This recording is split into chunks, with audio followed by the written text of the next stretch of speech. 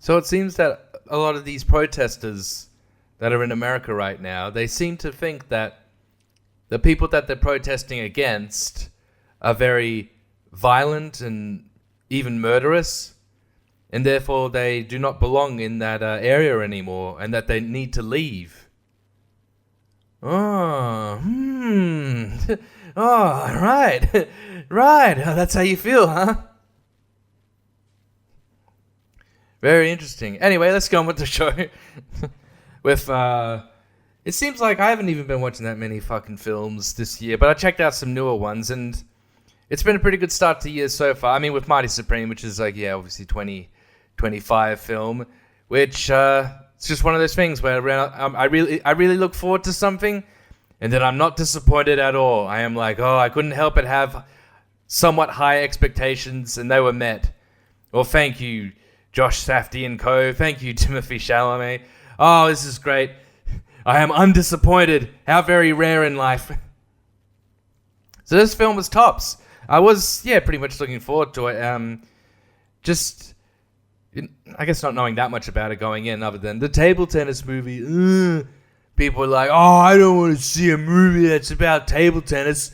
Sounds boring. Oh man, it's very similar to Uncut Gems. It has the same DNA as that. With what we have is like an unlikable anti-hero, barely a hero at all, even anti, at the center of the film. Like more of an asshole than Adam Sandler is, because Adam Sandler is just like in Uncut Gems is going around trying to get money, and he's just gambling it, and he cheats on his woman and all this kind of thing, but he's still trying to acquire the money, mostly through gambling means or selling diamonds or whatever. But like Mr. Marty is actually Mr. Supreme himself. He's trying to just con his way out, con the money out of people, I mean, he does do some like hustling with table tennis at like bars and shit, but he's really just trying to get it in any way he can. I mean, at the start of the movie, he like robs a guy basically, like to get his share of the money that he needs for like a trip to London initially, and then later on in Japan. Those kind of bookend the film, and so a lot of the film is like Uncut Gems, even more so really, like this absolutely frenetic rush, like from one scene to the other. They don't last like too long for the most part. It really is because his life is fast-paced, he has to he's like evading the authorities and people chasing after him, even if it's like not really his fault or whatever. They just want to fuck with him, or maybe they are legitimately like he has fucked with them, coming after him. And I was getting that I felt like a hump at one point, like in the middle of the film, right in the middle, where I was like, oh man, like this guy's an asshole, and the movie is it doesn't have any qualms about like presenting him in that way, but the film isn't like, oh, this isn't the way to be, but it's also not like, oh, actually this character's really cool. It's pretty much, straight ahead, like, I'd hardly say sympathetic or even empathetic. It's just being able to present this character in this way so it can like really tell this story in this place and time of like a Jew who's exploiting because he is too being exploited, not so much as a Jew, but just as an athlete, I guess is what you call him, a sports star on this like particular sport that is only just rising in popularity, at least in America. And the way that he feels like, well, I'm the best in America, and it seems like he pretty much is, according to the championships, but he wants to be the best in the world. The very best there ever was in the universe, in the cosmos. So he's trying to like build his way up, but other people are like, who are in, let's just say, have a lot more money than him, are trying to like, fuck with him in this kind of way. There is like quite a lot going, because it's just such a full film. It's just so many different characters, and like the casting is fucking brilliant. Like, you got like quite a number of like actual actors in here, and it's like, oh yeah, I haven't seen them in a while, and it's like, oh yeah, that person. It's the nanny. Playing his mum. Okay, cool. Not a big role or whatever, but then like there's some stunt casting, and you kind of see that in Safdie bro films. here and there, like, but sometimes they do like off the street kind of casting. So you're just watching someone and thinking, oh, they're a great actor, but they are kind of just playing themselves. They're not even really like an actor. They're just playing themselves, which is cool. It certainly works for their films. But in this one here, I mean, first of all, there's like the guy from Shark Tank. I guess I've watched several minutes of Shark Tank before. I guess I've seen this guy before, Mr. Asshole, or whatever his name is. Watching the film, I didn't recognize him. I thought he was just a legit actor, and I thought he did so great as this, a pretty slimy guy, like, the antagonist, I guess. But he does want to, I mean, Timothée Chalamet is like, Marty Supreme is fucking with this guy. He's literally fucking his wife in some ways. So everyone's just screwing with each other. There's not a whole lot of, there's barely any good characters except for that fat dude who's like, I guess, an internet very, very small micro celebrity, I believe, but they found him and managed to get him in the film, and he does great. And you got Tyler, the Creator, as well, another like kind of inspired choice. I mean, he does well for like his just a fairly brief performance in like one of the more explosive scenes in the movie. And then you got Abel Ferrara. I love this like director, and I haven't seen him act in too many movies apart from his own, The Driller Killer. But he did make an appearance as a criminal, like more of a crook, just to like, you give me your wallet in Daddy Longlegs, the other Safdie Bros film. I think the first film that they made or directed together. And seeing him in that, I was like, oh, that's cool. I'm so jealous that they managed to nab that kind of fucking director to like perform in that movie. But now, like, here he is in this movie, and it's like on kind of a bigger scale. It's like a fairly somewhat expensive medium budgeted movie, like one of the more expensive A24 films. And they got Abel Ferrara as like one of the main villains, the secondary villain, who kind of has nothing to do with the first one. And he has like his whole story where he's just like trying to get his dog back, and they are fucking with him with this whole situation, and he's getting cranky about it. And man, like, again, it's just another top-notch fucking casting in this movie. And it's just such a fucking joy to see him. And he was in the film for like a bit longer than I thought, because I thought like, well, if they're going to get him in it, he's probably going to appear in 2 scenes and then fuck off. But no, he has a bit more of a appearing in these like action set pieces, along with Penn Jillette, who I didn't even recognize. I saw his name in the opening titles and I just forgot. So it's so great. It's such a thrill to see like all these people. But they all surround the Marty Supreme character. He's like, obviously the main guy, and he's in, every scene. He's the one that really, truly carries the film and keeps up with its manic energy, and just, I don't know, in the way that it's just slicey kind of way.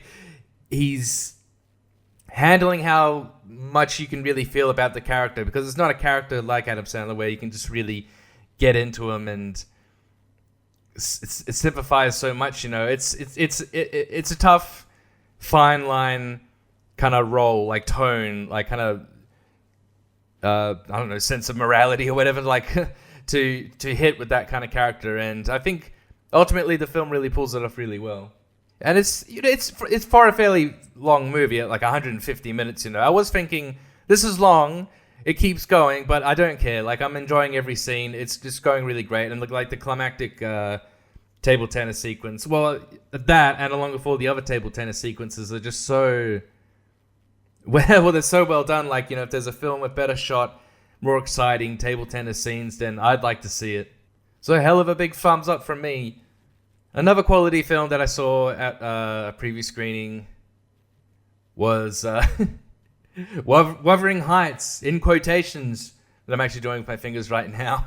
I thought I would check this out, because I think, judging from the trailer, it looked like it was going to be, I don't know, a pretty out there, like a very loose sort of adaptation, or at least kind of just going about itself in like its own kind of way, rather than having to be like such a legit, like adapting like really the tone of the novel or whatever. Not that I fucking read it, but it is ultimately like such a sexy movie. It's very much like, getting into the lust of like these characters, and the way it holds up that tension between them. It does it in such a great way. It is like very strikingly sexy. There's just such a, and it's just so, it's pretty ridiculous, but it really works for what it is, it just makes it so damn funny, and it's so over dramatic, but it knows it is, and it's able to get away with it. It hits that tone very specifically as well, where there's lots of shots and scenes of one or two of the characters longingly looking on through one of the other characters in the estate, and it's just raining on them. There's so many scenes of characters getting rained on, and it's just to really emphasize just the intense drama around it all. It's definitely coming from this chick director, Emerald Fentanyl, and her last film Saltburn I quite liked, and I know there's she's very very much from that film. Yeah, there was definitely a real sensuality in terms of touching and squeezing and fluids and how they can relate to sexuality, but it really gets brought up in this fucking film. There's just some weird shit. At one point, the main character Kathy is sticking her finger in what looks like a jelly pie with a fish inside, and she's sticking her finger right in the fish's mouth, and there's all this attention, these close-ups of these objects and fluids and food and sexual that they're touching and sticking fingers in and everything, and also emphasized with the sound design as well. I kind of felt I had this thought as I was watching it, the halfway mark, where I thought, I hope people hate this. I hope that critics hate it. At least some of them, because I just know that they are, because it's just, I don't know, it's just so in tune with really what it wants to be. I mean, I feel like it's just so confident and assured of itself. I think it's just so spot on in terms of the directing and cinematographically, it's just so, it's pretty wondrous to see, and it really looks what is it, the 1870s or whenever. I don't think it looks exactly like the period, but it's still got that earthy look to it. At least it doesn't have a shitty color grade over the top or whatever. But I think it really gets in tune with the intense emotions that seem sort of adolescent, as a late teens, early 20s kind of intensity of these kinds of emotions of a burgeoning romance, but how it gets doomed with having to be married into estates and blah blah blah. That kind of old-timey English shit. But I certainly prefer that. I absolutely certainly prefer that over having, just it being a stuffy adaptation where it does feel just, it's been sapped of color, not just in terms of the cinematography, but also just the love story as well. And it just seems really gray and benign and bloodless. And it's just oh, Heathcliff, I'd really like to. I don't know. Just very, very muted emotionally. It certainly is not like that. I find it to be, pretty damn entertaining, but pretty emotional, pretty dramatic, verging on soap operatic at times, which I just think is so funny. It does work though. I think the film has an idea of its own ridiculousness, so for that I think it's okay. But another film that I don't think has quite the idea of its own ridiculousness, or at least its own sense of shittiness, is this very director's first fucking movie. Because I checked out Saltburn and I liked it. Now I really like Wuthering Heights, so I just thought, man, I'll check out that first movie of hers, Promising Young Woman, which I gave a skip because it looks annoying. It's just I'm a woman and men are raping everyone, and it was exactly that. It was so shit. I just saw it this morning, and it was just so exactly that. It's just I think with Wuthering Heights and Saltburn, and like how films, how I kind of want them to be with their characters, is that the characters have not just super, just a villain and then a hero, but having all these shades of grey amongst them, and that kind of thing, overlapping with the villainry and heroism and that kind of thing. You could be, but if you're making a film that is a social commentary, it just makes it easier to get into the drama of things because of this whole dynamic. So seeing it done in just a ridiculously broad way in this film where the main character is just this smug, sermonizing, yes, queen, sanctimonious, fucking can do no wrong kind of chick. And then every man in it is a rapist. He's either a rapist or a what do you call it? They abet rape. They just let it happen. They're just like, oh no, I can't believe I let her get raped. I'm such a bad man. I'm just a man. There's so many things in this movie that just are ridiculous. Like, the whole concept is that she pretends to be drunk and has guys pick her up, and go like, oh, I'll take you home. You'll be all right. All right, come to my place. And then, like, they take her to and then they try to, like, fuck her or whatever. But then she all of a sudden snaps out of it. And she's like, oh, actually, I'm not really drunk. Oh, I see what you're trying to do. You're trying to fuck me while I'm passed out drunk, And I guess you see this once in the film. And the guy is like, oh, man, you're crazy. Oh, this is fucked up. You need to get out. She's like, oh, I thought you wanted me to stay. And he's like, you're crazy. And then she says, well, he asks her, was it like, something like, does this ever work? Or like, does the guy ever, or something like that. She says like, the guys always want me to leave when I suddenly do this. Oh, what a load of bullshit. What a load of bullshit. As if like, because she's done this like dozens of times, like 100 times. No fucking guy's been like, oh, that's weird, but I'll fuck you anyway. What a load of fucking horseshit. It's so ridiculous, even in that scene where it happened, for the guy to be like, oh, it's so weird. That's fucked up. As if she like took, I thought that literally she took a knife out of a vagina or something. It was like, I'm going to cut you. She takes like a switchblade out. She's like a greaser in an alleyway. She starts combing her hair with it. Hey, you better back off. And the guy, like, I thought that happened because of how much the guy freaked out. It's so ridiculous. And what, doesn't it happen to another guy? And he's, like, almost crying. He just runs off like, dude, you fucked up, bitch. Oh, God.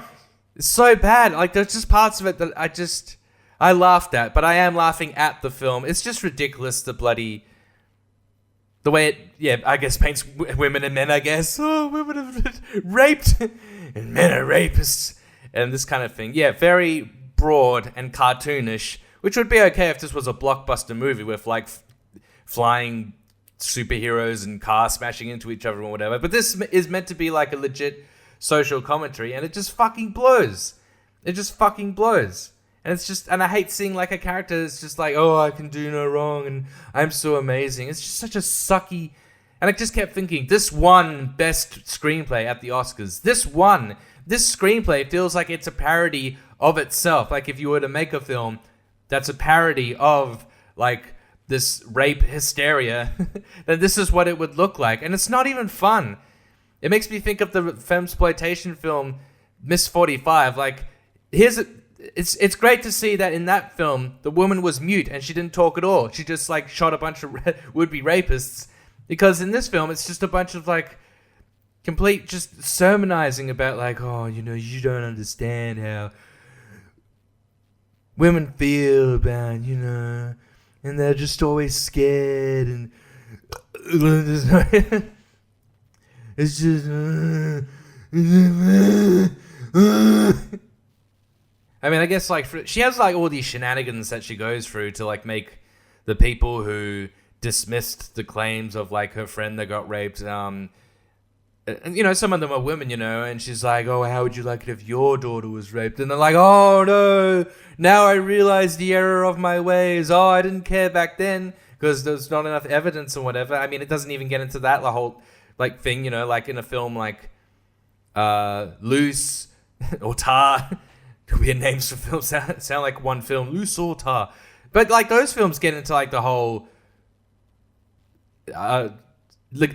legality, I guess, and just the deception of it all. Like, just far more interesting. Even a shitty film like After the Hunt, it is better than this. It's better than this because at least it's got tension in terms of, oh, well, who's telling the truth and what parts are the truth and what's going on as these people are still being punished and whatever. But yeah, you got these characters like, oh no, if it were my daughter, oh now I know, oh, oh wow, what a great revelation. How bloody edifying for the audience. Oh look man, like, rape is bad.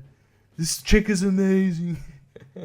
I saw the film and I said, wow, rape is bad. I don't know, man. If you're going to have like such a fucking mean-spirited movie, at least make it funnier and more like, I don't know, satirical, like even about itself and about like its genre. So that, I don't know, it could just like go down easier, but like with just all this shit that goes on here. And there's kind of a dumb thing at the end, spoilers, whatever, who cares, where she like attacks the main rapist, whatever, and she has him tied up in his bedroom and there's no one that can help him, and he's like, oh no, she's gonna like carve the name of the woman he raped all over his body, which is pretty cool revenge actually, you know, it's not a bad, like, I just wish it got to that point a bit earlier, because the rest of the film's fucking dull, like who gives a fuck about all this. But anyway, she's like, and I'm like, oh yeah, that'd be cool if she does all that, and he comes out like, he's bleeding, and he's got the name Nina written all over, ha ha ha, just like the ending of Inglourious Bastards. But and I see this in a few films, but when someone's tied up like in a like he's tied up on a bed with like handcuffs on, and so he just breaks one of the handcuffs and is able to like apprehend this fucking bitch of a woman, you know. Oh god, it's so stupid. Why is this happening? Like, it's just in terms of like a story contrivance, like, oh, I need to break out of these chains. Boom. Okay, well there we go. Easy done. And then he just suffocates her to death. He just kills the woman, and I'm like, oh, I guess she's dead. Oh, well that's a bummer. That's what you get for trying to stop rapists, I guess, or get revenge.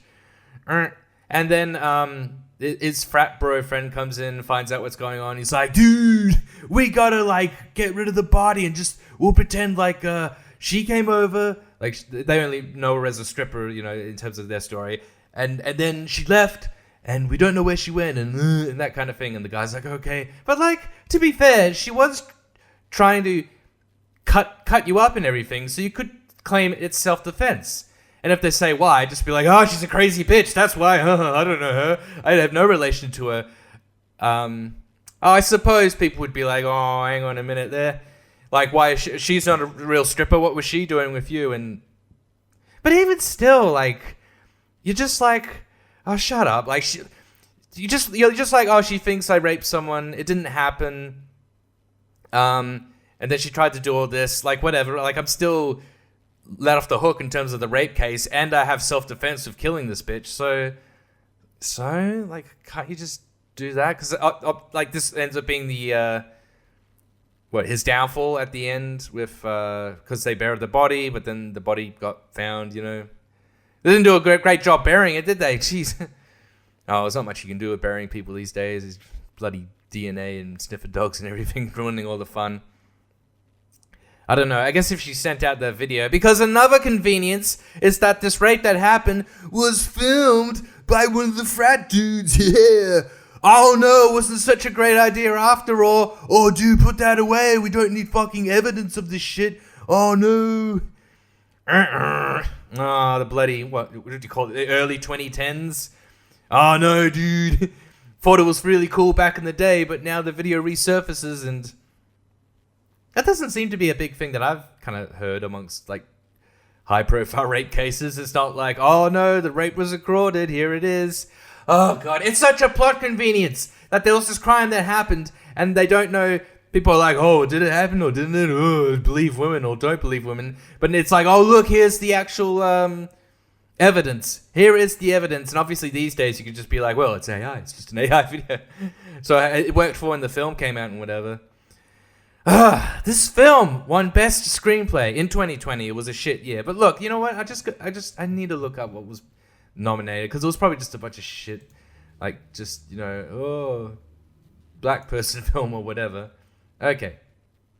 Yeah, I'm right. You know, Judas and the Black Messiah, that, Minari, Sound of Metal, and The Trial of the Chicago 7. Yeah, there's some pretty... I haven't seen Minari or Sound of Metal, but, you know what, dude? Trial of Chicago 7, that screenplay sucked. That film sucked, but it's still better than Promising Young Woman. Judas and the Black Messiah, I'd say, should have got it. I'm sure there were other films that came out in this time that were quite a bit better written. Oh, well, fuck it then. I just don't...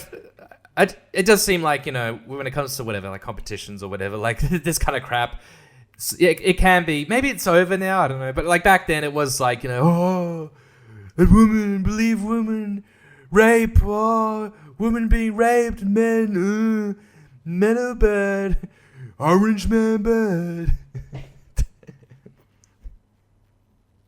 Orange man, I walked in the room, I said, well, orange man bad. Orange man bad. Gotta vote for Kamala. Fuck now. I'm going through all the voices. Anyway, I don't know. So I've been playing GTA. I haven't been playing GTA recently because... What? So I was playing through San Andreas. Finished it. You know, not too hard or whatever. Dicked around a little bit with like... And then I'm up to like 76% complete, so... The rest of what I gotta do is just like a bunch of boring taxi and ambulance missions, and I'm like, I can't be fucked. And there's only one mission left that I have to do, which is Zero's. You have to pick up the bombs and drop them on the thing as he's like driving the tank. Ugh! God damn it. God, he's so annoying. He's such an annoying character. So yeah, whatever. You know, fun game. And then I start playing Vice City. And oh man, last time I played it, I just rage quit because I couldn't take it. Well, it's definitely harder than San Andreas. It's definitely harder. Like, you lose health quite a bit quicker. Like, even if you jump off a van or something, you'll still lose, like, health. It's such bullshit. You definitely die quicker. The police AI is way better. It's way better in Vice City. In San Andreas, they're flat out retarded. They're just driving like... In Vice City, maybe it's just because... Like, I'm just driving around in the city, and they have a bit... It's more tight-knit, but... Like, they will use pit maneuvers to try and fuck you up, and it does work. And, yeah, you know, they'll shoot at you, like, you die quicker. And same goes for missions. Like, you know, there's been a few missions where I'm like, fuck. I've been playing this mission, like, more times than I've had to with any mission with San Andreas, so, boy, I really suck at this, don't I? But this has happened twice now where I've tried, like, I've almost finished a mission, and then I have to, like... But I get hit by like a bunch of cops or like as I'm driving or like a bunch of enemies. And then my car like flips over or it's like gets set on fire. So I'd press Y to jump out. And it doesn't fucking work. It doesn't work. And then the car explodes and I'm fucking dead and I gotta do it again. When I was so close to finishing the mission. Because if you're driving a car and it sets on fire and you're driving it, you can jump out. If it flips over, then it will catch on fire. But if you're stationary, you can climb out and just run away. It's fine. But if someone's nudging your fucking car, you can't get out. You can't get out as it's just doing that. And you are fucked. You are fucked and you will blow up and die. It is so fucking frustrating. So I just can't handle it. But I just think Vice City... I gotta say, the remasters look good, to be honest. I don't know what everyone was complaining about. Like... But it looks definitely much sexier than the original versions, especially when you can have like much more of a horizon where you can see all the like buildings and everything. You notice this when you're driving over a bridge in Vice City, but Vice City is pretty limited. Like I don't really like that about that game in GTA 4, where it's just a city, and you're just driving around in a city. There's not even like really any suburb areas or like green areas or like desert or anything to fuck around in. So. God, I've got GTA 5. I need to just get back into that and play that again because that was like a barrel of fun. Well, I've got 10 months until it comes out now, the new one. Yeah, I saw a body cam, like police cam video, body cam on a policeman like arresting this guy. He like murdered his ex-girlfriend. And then he's crying as he's getting arrested, and he says like, I'm gonna miss out on GTA 6. It's like, oh, we should have thought of that before you murdered someone, you idiot. That's why I'm not murdering anyone. I mean, otherwise I would. I just go out and like stab someone in the face. Cops arrest me, I'm like, well, I care. I got nothing to live for on the outside world. But I do now. I'm like, oh, wait, gotta wait till the game come out and I can play it. But I don't know. Like maybe not in America, but maybe like in Finland or something, or Norway. If you're like a really good boy, maybe imagine if you could just like you were such a model prisoner, you did so well that you got like a PS5 and GTA 6 like on release day. Oh, like that's perfect. Like then you want to be like committing crimes and going to jail because now, oh great, I don't have to go to work. I just stay inside for 23 hours a day. I got this to play all bloody day. That would be sick, you know. Who cares about like going outside or getting a bite to eat or even drinking or anything? I'll give up all my freedom if I could take up all my time. I don't have to socialize. I don't have to like, oh, I gotta go to my parents' house now. Oh, I gotta get to work. Oh, I gotta go to the comedy club. Oh, fucking hell, I gotta get groceries. You don't have to do any of that. You have to do any of that. Just sit on your ass and play GTA 6 like God intended. Oh, fuck. Okay, alright, yeah, I'm gonna end this podcast now. I forgot about this. Oh, fuck, my heart is actually starting to race. And my eyes are tearing up a little bit. Oh, fuck, I'm not looking forward to this. Okay, but I did write it down. I've got some hot sauce that I've been trying out. I like bought some for like a gift for someone, but I ended up getting them something else, so fuck them. I was gonna get them that and a few other things, but I decided to keep it for myself, and I got these hot sauces, and like yeah, so number 3, it isn't so bad like in terms of fire scale. Then I had number 4, and it was fucking with me. Number 4 was fucking me. I was like kind of pacing around like my tongue, that kind of thing. I mean, it went away after whatever 20 minutes. Yeah, I'm not particularly good with hot sauce. I get like fucking spicy Japanese shit, and I'm like, ooh, so spicy, oh, so spicy. I get racist about it. Oh, spicy.